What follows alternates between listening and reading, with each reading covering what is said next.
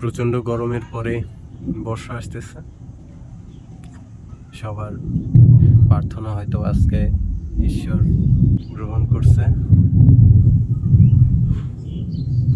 অবশেষে বর্ষা নামলো।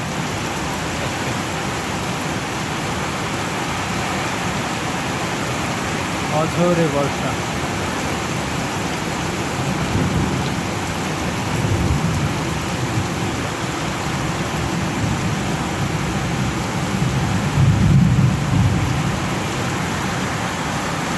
বর্ষা আসার পরে হঠাৎ করেই কালবৈশাখী সব কিছু ভেঙে চুরে নিয়ে যাচ্ছে। গাছপালা সব চতুর্দিক, প্রচণ্ড বাতাস। ছোটবেলা থেকে শুনতাম যে মেঘ ডাকলে নাকি কই মাছ ওঠে। তো প্রচুর বর্ষা এবং মেঘের গর্জনের পরে কই মাছ উঠলো। আর নিজের পুকুর থেকে প্রায় 2-3 ঘন্টা দাঁড়িয়ে এই কটা মাছ ধরতে পেরেছি। তো ধরার পর যে অনুভূতি, যে আনন্দটা হয়েছে সেটা তো বলে বোঝাতে পারবো না। তো আপনাদের মাঝে ভিডিওটা শেয়ার করলাম, কার কেমন লাগলো বলবেন। আর মাছগুলোকে এভাবেই রেখে দেব।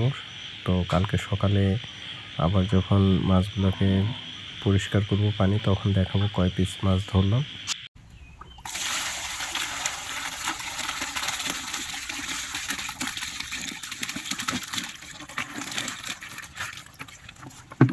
দেখুন কালকে রাত্রে মাছগুলা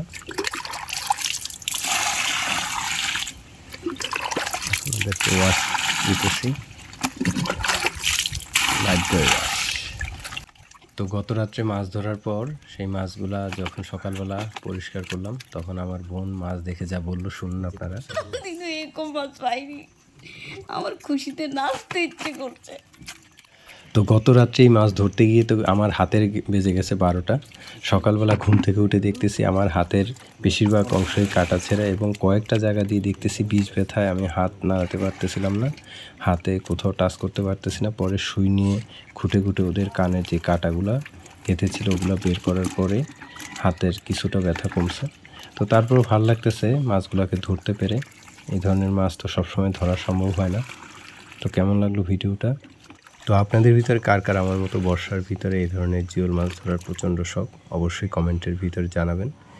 এবং আশা করব সবাই ভিডিওটিকে ভালো লাগলে একটি লাইক করবেন এবং ফলো করবেন পেজটিকে।